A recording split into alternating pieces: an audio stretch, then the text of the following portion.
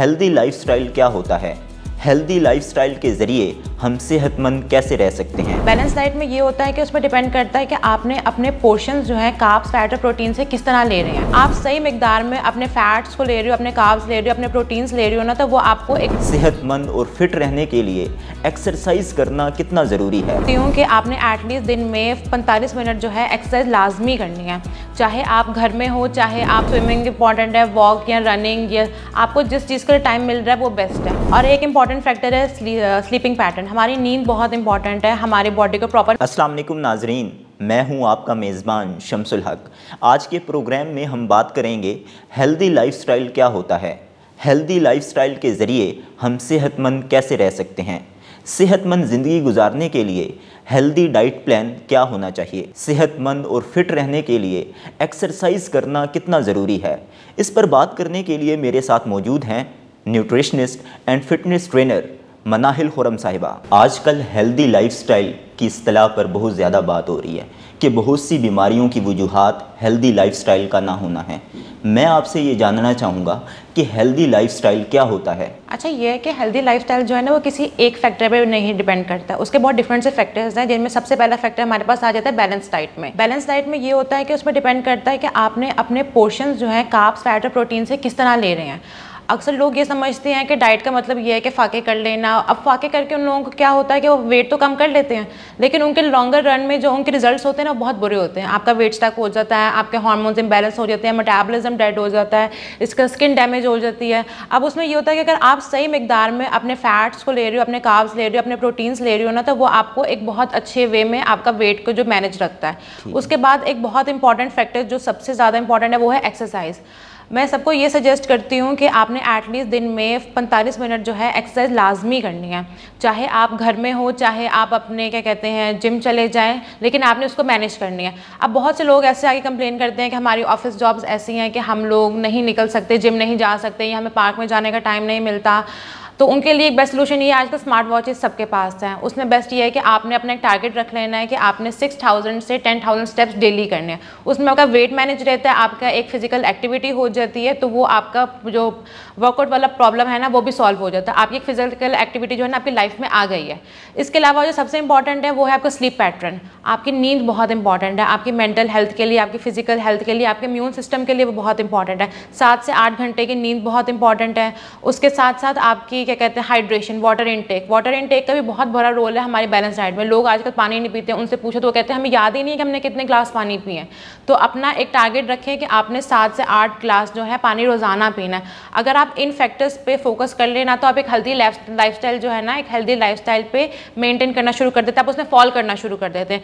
Gradually इन चीज़ों पे apply करना शुरू कर देंगे, एकदम से तो ये चीज़ें स्टार्ट नहीं होती हैं। सबसे पहले अपनी डाइट पे फोकस करें, फिर आहिस्ता आहिस्ता वर्कआउट ऐड करें। अगर आपको जिम जाने का टाइम मिल रहा है तो वो तो सबसे बेस्ट ऑप्शन है। आप एक इन्वायरमेंट से निकल के एक ऐसी जगह पे जाते हैं जहाँ पे सब लोग एक्सरसाइज कर रहे हैं, तो वो एक ज़्यादा अच्छा आपको होता है। जिन लोगों को स्ट्रेस का इशू है या मेंटल हेल्थ के कुछ इश्यूज़ हैं, वो जिम जाते हैं, वहाँ पे दूसरे लोग होते हैं, उनसे मिलते हैं, कम्युनिकेट करते हैं, बात करते हैं, तो वो उनकी मेंटल हेल्थ के लिए भी बहुत अच्छा है। ठीक है। और एक इंपॉर्टेंट फैक्टर है स्लीपिंग पैटर्न। हमारी नींद बहुत इंपॉर्टेंट है हमारी बॉडी को प्रॉपर फंक्शनिंग के लिए। 7 से 8 घंटे की जो नींद है वो बहुत इंपॉर्टेंट है, आपने लाजमी लेनी है। वो आपकी मेंटल हेल्थ, फिजिकल हेल्थ, आपके इम्यून सिस्टम, हर चीज़ के लिए बहुत इंपॉर्टेंट है, आपके हार्मोन्स के लिए बहुत इंपॉर्टेंट है।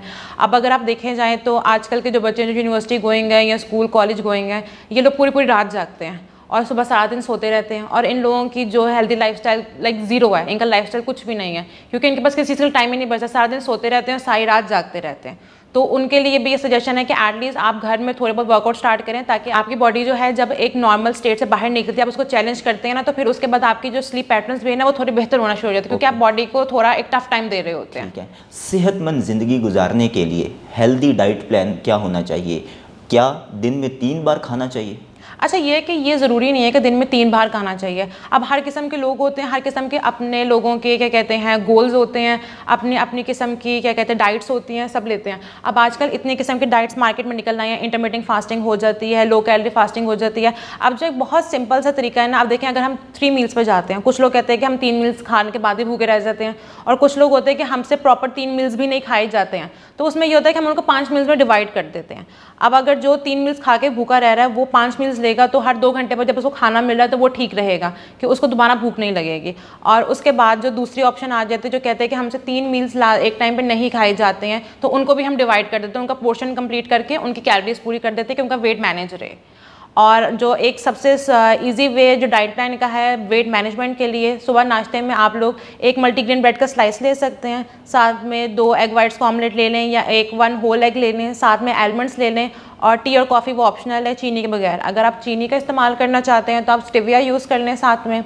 उसके बाद 2 घंटे बाद आप कोई भी स्नैक ले लें, लो फैट योगर्ट ले लें। दोपहर में रेड बीन सैलड ले लें या सीज़र सैलड ले लें या हाफ़ रोटी के साथ कोई भी ग्रेवी ले लें। उसके 2 घंटे बाद आप चुकंदर का जूस ले लें, बीटरूट का जूस बना लें 1 गिलास रोज़ाना। और रात में आपने ग्रिल चिकन ले लें या स्टीम चिकन ले लें या दाल का सूप बना लें, इस तरह की चीज़ें बना लें। और रात को 8 बजे के बाद वाइंड अप कर लें, 8 बजे के बाद ना खाएं। और अगर हो सके तो रात को आधा घंटा वॉक का टाइम लाजमी निकालें। सेहतमंद और फिट रहने के लिए एक्सरसाइज करना कितना ज़रूरी है, और एक्सरसाइज में क्या हम वॉक करें, रनिंग करें या मुख्तलिफ वर्जिशें जो हैं वो करें, और एक्सरसाइज कितनी देर के लिए करें? अच्छा, सबसे पहले तो ये चीज़ है कि जो एक्सरसाइज आपको कितनी देर करनी चाहिए, डैट इज़ 45 मिनट्स सबसे अच्छा टाइम है। आप इतना कर लेंगे, आप उसका मैक्सिमम 1 घंटे तक ले जाएं। लेकिन स्टार्ट में अगर आप 20 मिनट्स भी कर लेते तो मोर देन इनफ है। लेकिन ग्रेजुअली इसके जो टाइमिंग्स है ना उसको इंक्रीज़ करते जाएं। उसके बाद आ जाती है कि स्विमिंग इंपॉर्टेंट है, वॉक या रनिंग, या आपको जिस चीज़ के लिए टाइम मिल रहा है वो बेस्ट है। अगर आप वॉक कर रहे हैं आपके लिए ईजी है। अब देखिए हर बंदा वॉक नहीं कर सकता, किसी के नी इशूज़ हैं, किसी को आर्थराइटिस का इशू आ जाता है, तो उनके लिए वॉक सबसे बेस्ट है। आप स्लाइटली वॉक करें, वॉक स्टार्ट करें, 20-20 मिनट्स वॉक करें। कुछ टाइम बाद आपको लगे कि आपका स्टेमिना बिल्डअप हो गया, आप रनिंग की तरफ आ जाए। अब उसमें भी पैटर्न होता है कि आप 1 मिनट रनिंग करें, 1 मिनट वॉक करें, ऐसा ऐसा ऐसा अपना स्टेमिना को बिल्डअप करते जाएं। जब आपको लगे कि अब आप ग्रेजुअली रनिंग कर सकते हैं, फिर आप रनिंग की तरफ आ जाएं। फिर दूसरी तरफ ये आ जाती है कि जिम में या वर्जिश करने का, आप घर में भी कर सकते हैं और जिम जाके भी कर सकते हैं। अब जिम और घर में दोनों में डिफरेंस ये होता है कि आप जिम जाते हो तो आपको एक इन्वायरमेंट मिल जाता है, आपको पता है कि आप स्पेसिफिकली घर से इस चीज़ के लिए निकले हो कि अब यहाँ पे आए हो। कभी कभार होता है, अब घर में क्या होता है कि आप कहते हैं अच्छा अभी कर लेता हूँ, थोड़ी देर बाद कर लेता हूँ या चलो, और वो रह जाती है।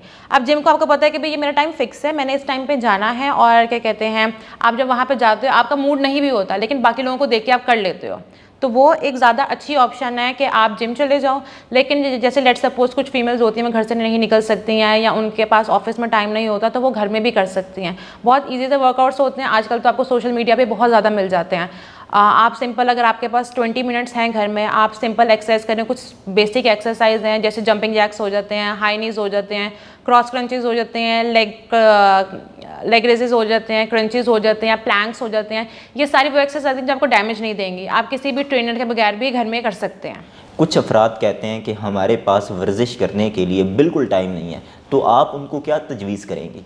अच्छा, ये देखें कि ये चीज़ कभी भी एकदम से स्टार्ट नहीं होती है, आपको ग्रेजुअली चीज़ों को लेके चलना पड़ता है। सबसे पहले आप अपनी डाइट की तरफ जाएं, आप अपनी डाइट को बेहतर करें। जब आपको लगे कि अब आपकी डाइट थोड़ी पैटर्न पे आ गई है, आप वर्कआउट को ऐड कर लें। आप साथ साथ दोनों को लेके चलें। जब आपको लगे कि अब आप ये दोनों चीज़ आपकी बैलेंस होगी, आप ग्रेजुअली इनकी इंटेंसिटी बढ़ाते जाएँ।